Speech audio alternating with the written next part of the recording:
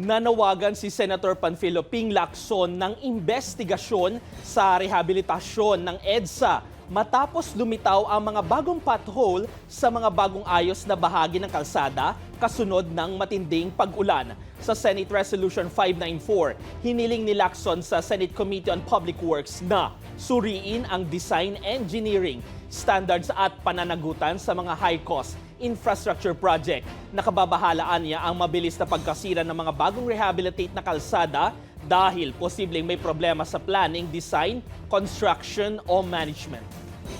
Samantala, ibinasura ng Korte Suprema ang petisyong naghahangad na pilitin ng Senate Blue Ribbon Committee na ilabas ang buong draft partial report sa umano'y mga anomalya sa flood control projects.